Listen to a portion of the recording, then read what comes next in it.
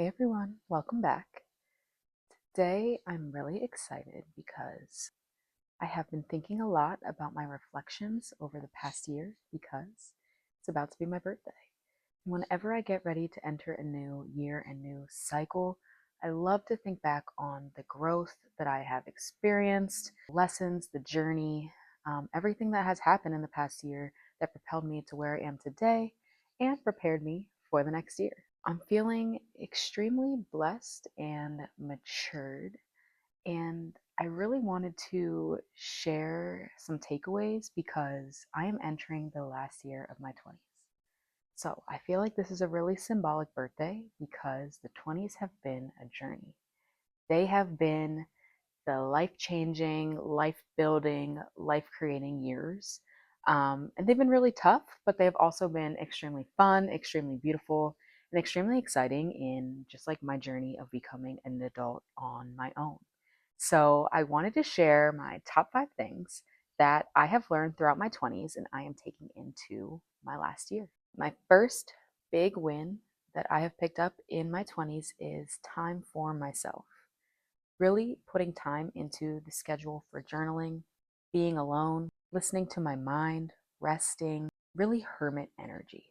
It's been really fulfilling to kind of take my thoughts into journaling, to start working with tarot and oracle cards, astrology, reading. This all fills my cup and makes me feel extremely happy, extremely just like aligned with who I am, and really gives me the moment to be alone with my thoughts in a gentle, quiet environment.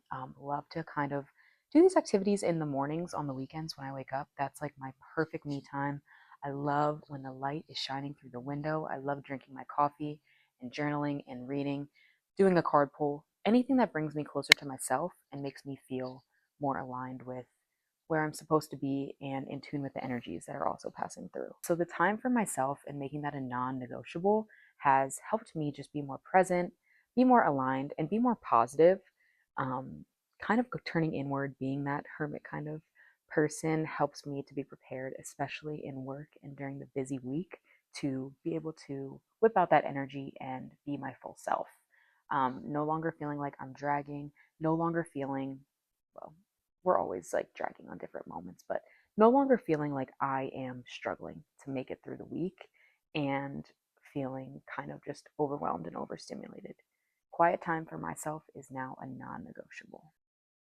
My second non negotiable thing that I always build in for myself is movement. Ever since I was 22, I have been nonstop on my lifting and my workout grind, which definitely helped me push myself, learn my inner strength, make myself physically strong, and really helped me in building my confidence and releasing some tension, anger, stress that I picked up navigating early into adulthood and transitioning from college to work life. So, lifting and working out is something that I am passionate about and something that I have as a non negotiable and automatic build in within my schedule. This past year, at 28, I prioritized putting yoga into my regular practice.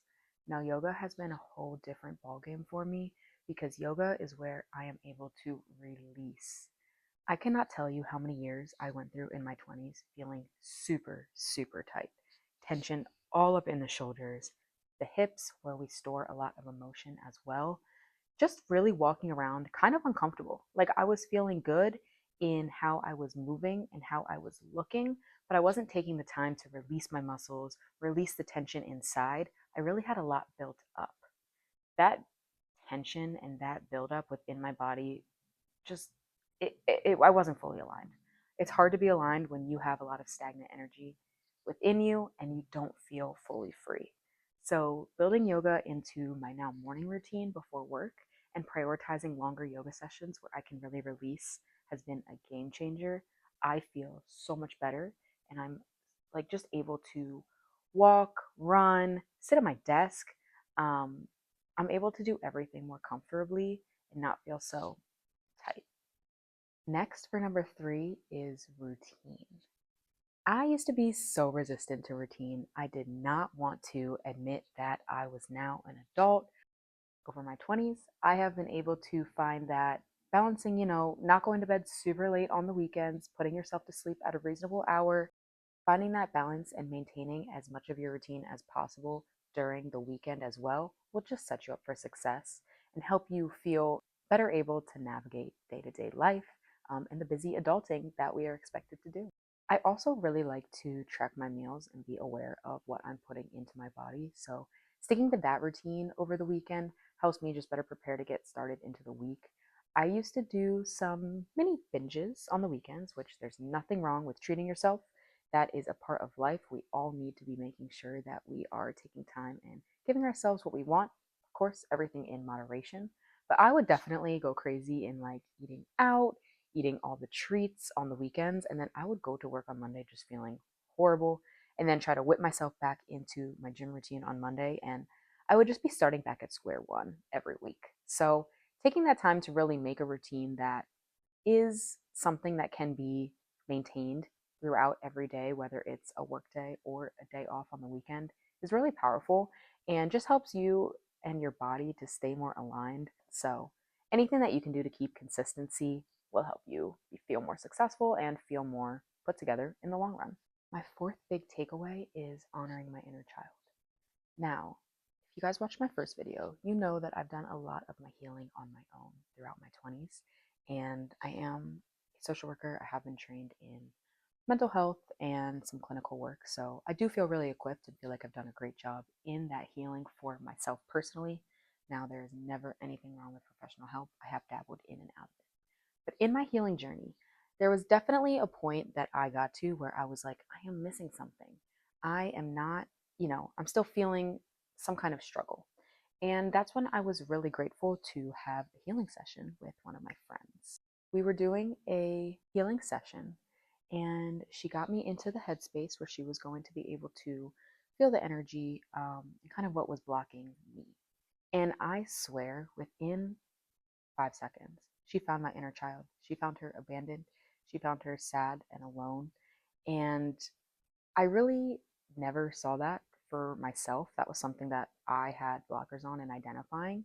But once she said that, I instantly was torn up, and I felt so, so sad that I was not able to find her myself. But this was really a turning point for me and how I was able to maintain, better balance within myself and honoring myself to a truer degree.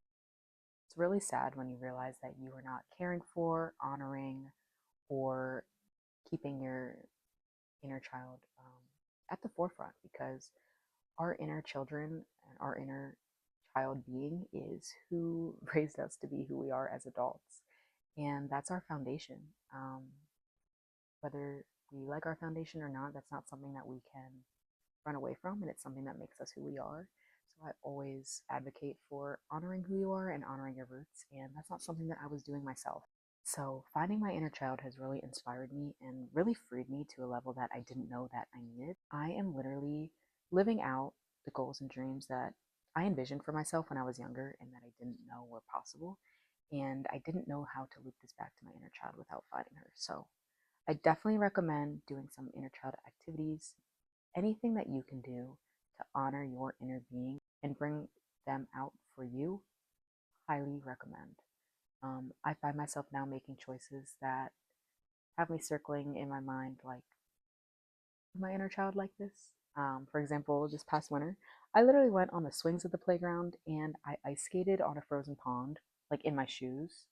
And I was so happy doing those activities. I can't say if I hadn't found my inner child that I would have done them, which is so sad.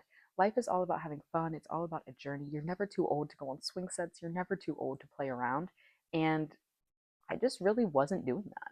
I was just living an adult life. So it's just really fun to find the energy and the adventure to do different things and just explore outside in a more like simplistic way. Number 5 is releasing control. With the release of control, for me, has come with a lot of the release of anxiety. Now, I cannot say that I do not experience anxiety at all anymore. That is not what I am trying to promote. I think I will forever experience anxiety, but it's more about how I'm able to manage it and handle it moving forward. I'm now able to catch my thought patterns and redirect them before my thoughts get out of control. Anxiety literally comes from synapses in our brain operating on a typical pattern that we typically think. So if you're always thinking fear based, that's what your mind is going to instantly do. So learning that it's a cycle that continues just like everything else, we also have the power to break the cycle, which takes awareness and practice in identifying when your thoughts are going down that path and then swerving them to where you want them to be. I'm definitely a bit OCD and love to just have things in order for my sanity and for making me feel safe. So, finding the ability to slowly free myself from this burden and go with the flow has allowed me the opportunity to really be present, find stillness, and to enjoy being here in the present moment. All we have is the present. Nothing is guaranteed. Nothing in the future is guaranteed. And a lot of times our mind lives within the past because that is the experiences that we have and the foundations that we have to build on how we expect to see the future. So we're often stuck in the past, worried about the future, and not in the now. And my mind was definitely there a lot of times. And the now is where we want to be. The now is where we create new experiences and sit and enjoy those little moments that really create our lives and make them extremely beautiful. I can definitely say that I've slowed down and I see those little details, and I really don't take anything for granted. So, releasing anxiety, releasing control has been a big win for me and has really freed me from myself. I think the hardest thing is that we keep ourselves within those patterns. And a lot of times we don't know how to get out of them, but it's something that we're actively doing to ourselves. So finding the power within myself to break out of that has been such a win. And I'm only excited to see where that grows as I continue to get older and honestly just care less. It's really nice to say that I'm excited to enter the last year of my 20s. I feel more prepared to take on the world, and I feel more aligned within myself and in my ability to honor my path and my journey. And I just want to let you all know, if you're in your 20s, keep going. It definitely gets better. Just take the moments to really sit in stillness and find who you are and who you want to be as a person.